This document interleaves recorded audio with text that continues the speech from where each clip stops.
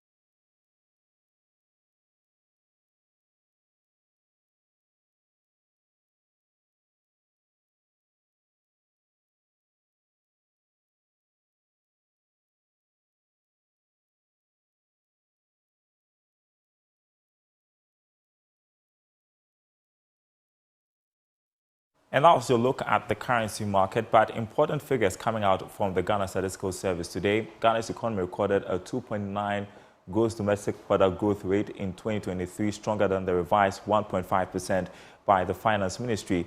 The growth rate is lower than the 3.1% recorded in 2022. According to data from the Ghana Statistical Service, the services sector contracted by 1.2%. It, however, remains the biggest size of the economy. Government statistician Professor Samuel Kobnenim said the last quarter of 2023, however, recorded a higher growth rate of 3.8%, driven by the oil and gas subsector. This is the first time in more than a year that Ghana has recorded a higher growth rate in oil GDP.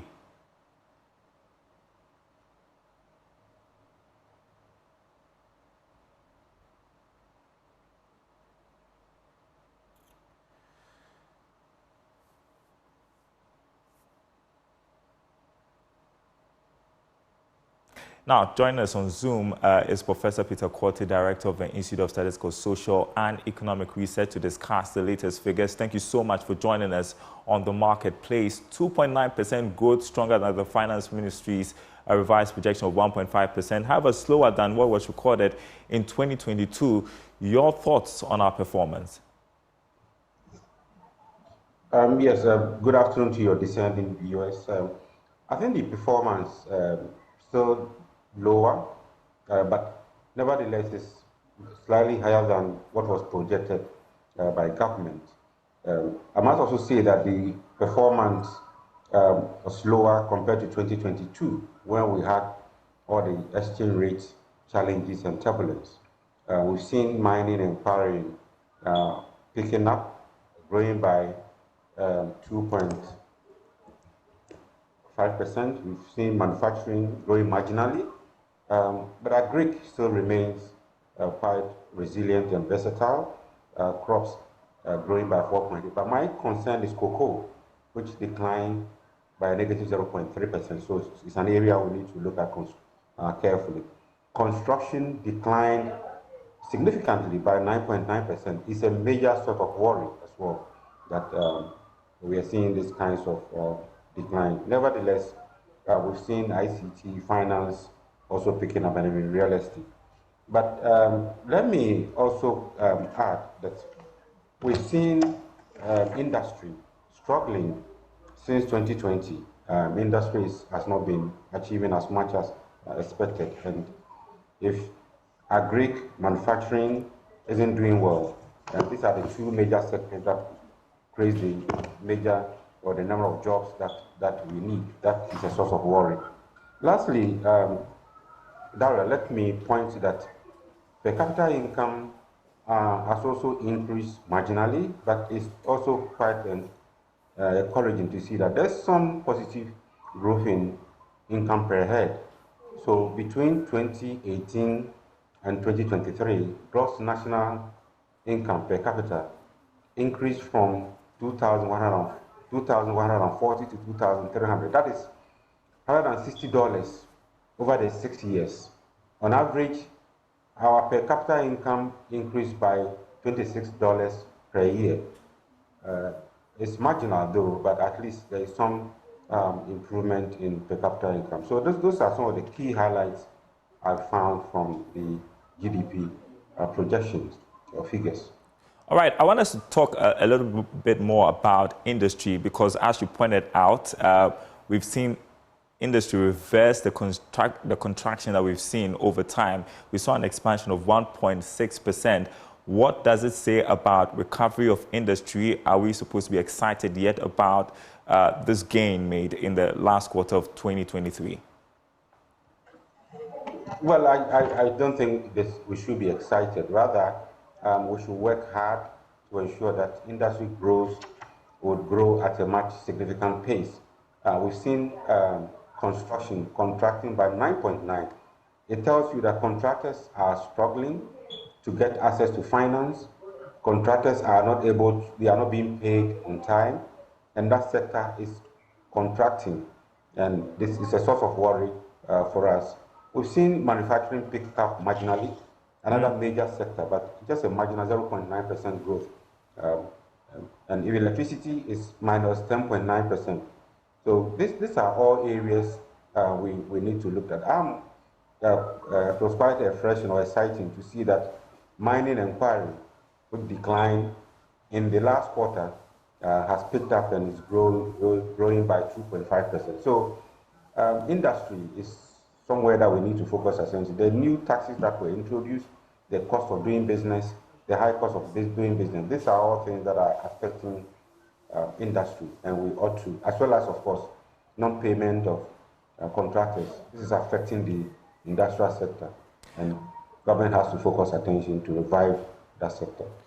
And then the services sector contracted by 1.2% compared to the previous year. It's still the biggest contributor to GDP. Are there any warning signs we should be looking out for? Yes, for services, we ought to look at that again. It used to grow significantly. ICT still continues to be dominant. Fintech, the financial insurance sector, is also one area that used to grow significantly, but now it's 2.9% because of the DDEP and a few inherent domestic problems. But at least now there's a turnaround. We've seen a growth of 2.9%. Real estate is also picking up. So that is an area that if the cost of doing business, the enabling environment is well prepared or laid out, I think the sector will grow higher than what we are expecting. Yeah, and I know that you are very passionate about the agri sector. I was just looking at the third quarter figure and then the fourth quarter figure of 2023. I think that it remained the same at 4.5%. And so nothing major happening there, if you like. Your thoughts on the performance of agri? Yes, agri, you've seen very marginal, like you're saying, 4.3%, now 4.5%. Again, we had this planting for food and jobs that was helping with supply of inputs, etc. But some of these aggregators and input suppliers were not receiving payment, and some were not able to supply some of these inputs. So it's again an area for concern, and I'm happy that we have planting for food and jobs 2.0. It is my hope and belief that PFJ 2.0 will revive the sector, so we see more significant growth in the sector. You see cocoa, again, it points to this illegal mining menace that is crippling our economy. Cocoa production declined by 0.3%. And if we don't reverse this, it's likely to continue. But luckily, crops continue to be resilient. But as I mentioned, there is a need to supply more inputs and also cheaper sources of credit to revive the agricultural sector. We are told that this is the first time that oil GDP has driven the growth of overall GDP. Tell us what's happening within the oil sector and why that is the case. Well, the oil prices increased for a while in that year. So it's not just production, but also price improved after COVID. Price of oil started picking up because of increased demand, increased economic activity. So that's what is also driving the sector, apart from the production that is being recorded. Okay. And so based on these figures, I just want us to take a look at 2024, what the outlook is like based on what we are seeing. What do you see the coming months to look like? I mean, first quarter, we're yet to know what exactly the growth rate will be, but based on what we are seeing, the happenings in the economy, what do you project the economy to look like in the coming days? I think globally, and even in our 2024 budget, we are projecting 2024 to be much better than the previous year. So we are likely to see, all things being equal, we are likely to see higher growth rates as we've seen in the last quarter of 2023. We're likely to see higher growth rates in the first 3 quarters and possibly the last quarter of 2024. What we cannot say for sure is the fiscal after 2024, whether we will maintain prudent fiscal balance and therefore will not suffer the political business cycle or election business cycle as we used to in every election year. But otherwise, my expectation for 2024 is much brighter. I think we are likely to grow at a much higher pace, all things being equal. What should the government be prioritizing based on the performances of the various sectors? What advice would you give? I think, for me, jobs, and to enhance job creation, you need to target manufacturing, you need to target agriculture. Those are the 2 major sectors that if we're able to support the value chain, we're likely to create more jobs for our citizens. So let's look at the government has to look at agric carefully, how it's going to support not just providing input credit, but the entire value chain, how it's going to support it with some large-scale commercial farmers to ensure that we revamp agric and grow at a much faster pace. Then industry, manufacturing is key in terms of job creation. So what are we going to do to enhance industrial or manufacturing production? The cost of doing business is one major factor, ensuring electricity and other costs are kept within reasonable reach. We don't want to see new or higher taxes, but rather should make the existing tax handles more efficient and then allow industry to flourish. All right. Thank you so much for your thoughts this afternoon. Professor Peter Quartey there. He is Director of the Institute of Statistical, Social and Economic Research. Thank you so much for your time this afternoon.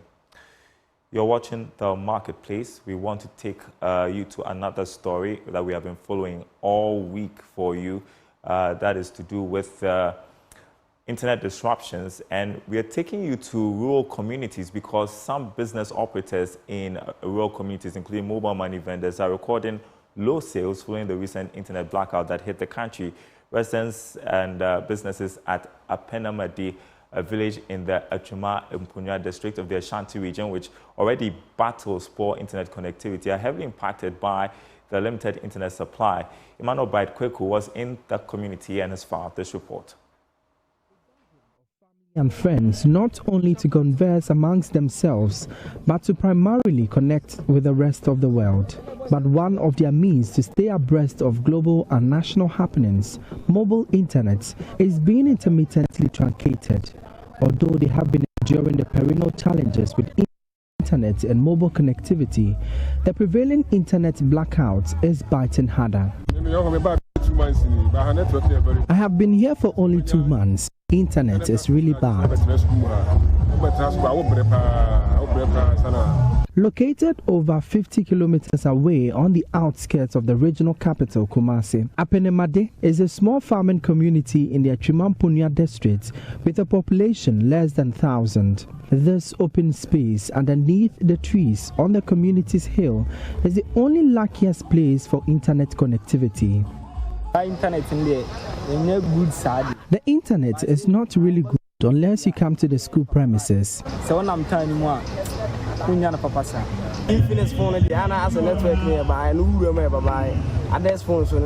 for some phones, it works better, but even with that, it's not everything that is accessible.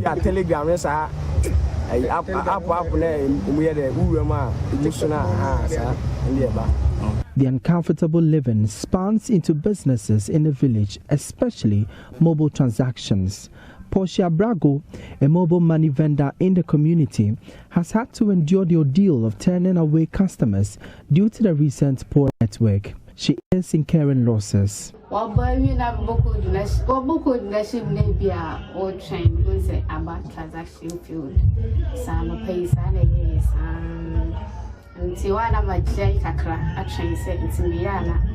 I always receive transaction field notification. It is really affecting my business. I have to turn away customers all the time. Sometimes I have to roam the community before I'm able to do transactions for people.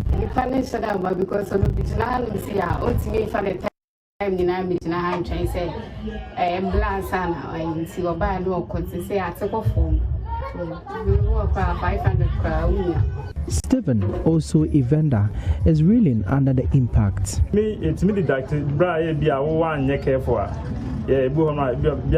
It accidentally deducts amounts from my account, making me incur losses.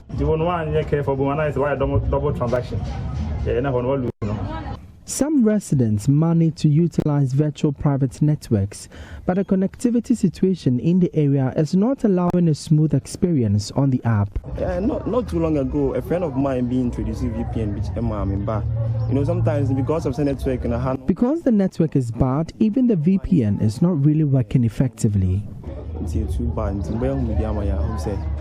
Because sometimes the firm for saying come with me, I be supposed to go because earlier on in the network, yes, it be challenges. So while telecommunication operators in the country work around to restore full internet connectivity, residents and businesses in remote areas like Apenemade are eagerly anticipating that they have a better experience to serve the few clients that come around for transactions. From here at Apenemade in the Achimampunya district of the Ashanti region, my name is Emmanuel Francis. Well, that story leads us to Let's Talk Tech. I'm joined by Henry Kobler, who is lead for Eyes of Africa. Good to have you this afternoon, Henry. I'm sure you just saw the story that passed. Tell us what your thoughts are on what you are seeing happening in the rural areas. They're also not spared the impact of internet blackout we saw a few days ago. Thank you very much, Daryl. So, generally, when you're looking at internet connectivity in the country, I think that we've all been affected by it. And so it will trickle down to rural areas and how the operations generally would be affected. If you're looking at it from that set, you would understand that, the rural areas really depend on the urban areas in terms of some level of mobile money transactions hitting in there and also being able to communicate with their loved ones in the urban areas and actually out of the country. And so they would generally be affected, especially when we don't have too much better connectivity hitting the rural areas. You're expecting that hit when it comes down to that. And so I know that they wouldn't really be spared, but generally it's a condition where we all have to sort of endure till we have a proper solution. And hopefully we have some level of planned which comes in place to be able to subject ourselves to proper internet connectivity and not face this, regardless of the conditions as to being natural or man-made causes to our internet lines. All right, and it appears generally that the situation is improving, but there is criticism about Ghana's recovery compared to other countries. The criticism is that it has been slow. Very, very slow. I mean, I'm sure that we had options where we could have come in. I mean, now we're jumping on the Google's Econo fiber and trying to recover sort of from that. We can understand all the explanations that are coming in, but I think that if some other people are putting in place some plans in terms of these disruptions to be able to recover quickly, I think that there needs to be some level of introspection into what we could have done better off and put these things in place when we sort of fully recover. I mean, it's general internet. This is like what we sort of depend on now. And so when our recovery process basically comes a bit low, then it means that we're not supposed to be, we're not prepared for these conditions, which is not one of the pointers we should be looking at. I mean, generally, imagine if we're actually having the same disruptions during the elections. I'm sure that we can't really blame that. There could be a lot of miscommunications coming in. And at that time when the tensions rising, I don't think that that's giving a lot of room for explanations as to we being able to buy extra bandwidth from international partners and all of that. And so I think that there needs to be more improvement in the way where we put in some of these infrastructure in place. And I think the government is probably in the best suited positions to make some of these regulatory and policy demands and make sure that they sort of come in alive and are able to make sure that these infrastructures are also coming in better for some of these telecommunication networks to jump on. I want us to switch topic and talk about artificial intelligence because there was a major conference this week in Accra. We saw the managing director of the IMF there, Kristalina Georgieva, where she was urging African countries, developing countries, to take advantage of AI. She mentioned that AI has a potential to boost productivity by between 3 to 5%. I'm just wondering where we are as a country when it comes to our adoption of artificial intelligence. So Daryl, it would interest you to know that basically I'm doing a lot of studies when it comes down to artificial intelligence personally. And so in that area, I'm even building applications that come alive to be deployed in that system. But in there, again, being a student of that, I could also tell you that I think that we're not so prepared for such systems to be able to be deployed. I mean, if you're looking at these systems to deploy, first of all, you need to have the fundamental basics right. I mean, most of our institutions do not even have the real basics of say, information gathering, information analytics, available enough to even jump onto artificial intelligence. Artificial intelligence takes a bit of time to be deployed. I mean, it's taking some mobile phones and mobile applications, yes, to sort of adapt to this. And that is only because they've had some level of infrastructure and breakdown to their major minor processes that spans in the business. So I can give an example. If a bank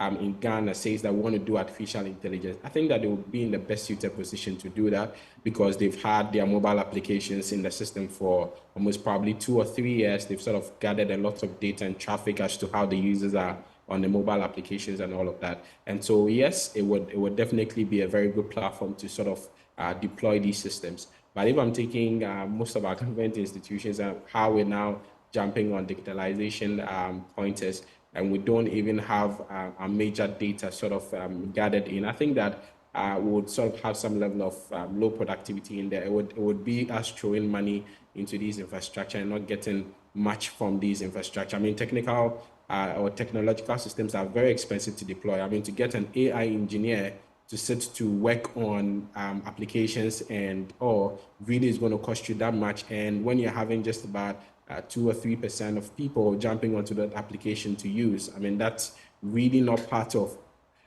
your budget. I think that it wouldn't really work well in that regard. And so I think that It will take time for us to sort of deploy and come alive, especially in the public sector. But we should basically start making sure that we're getting the basics of our operations in place to be able to connect to big data, augmented reality, artificial intelligence, almost all the new systems that are sort of coming. We could always be alive and waiting for them to be able to deploy. quick one, we just have about 1 minute while we talk about embracing artificial intelligence.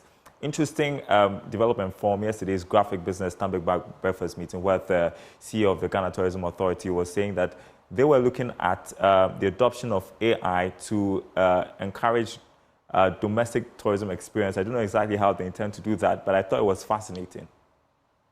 It is, but I don't think that they're actually ready for it, sad to say, because, I mean, generally, I'm even looking at the basics, like I've mentioned. I wanted to see some level of payment systems integration is being ready for, let's say, Kwawu. I've actually been on their website. I've not even seen there's a simple Google form that's actually just being filled for people that are going to go for paragliding. And I think that that's like the barest minimum. There could be a lot more that should have been in place enough to actually now start thinking of artificial intelligence. The basics is very important. Can I make a simple payment to my paragliding event? What kind of information is available? Is there a mobile application that's sort of gathering the data of the people that would have gone last year, last 2 years, last 3 years to the paragliding, that you could definitely be sending them information, getting them to show their interest? I mean, all of these data comes together to play before you actually start thinking about artificial intelligence. And I think that we really not decide to say, but it's actually a very good point where we actually envision it. Maybe we could do a leapfrog, maybe, but I think that it's a fascinating idea, but we need to get the basics right. All right, Henry Kobler, lead for Eyes of Africa. Always a pleasure to talk to you on the marketplace. And that's the marketplace this afternoon. Thanks for watching, everyone. There is more news on our website, myjoyonline.com/business. You can head there for the day's latest, including Ghana's economy going by 2.9% in 2023, according to the Statistical Service. We had a discussion on that as well. High inflation, most Ghanaians shifted spending in 2023 to essential goods. That's according to Maverick report. You can get more on that on myjoyonline.com/business. My name is Daryl Kwawu.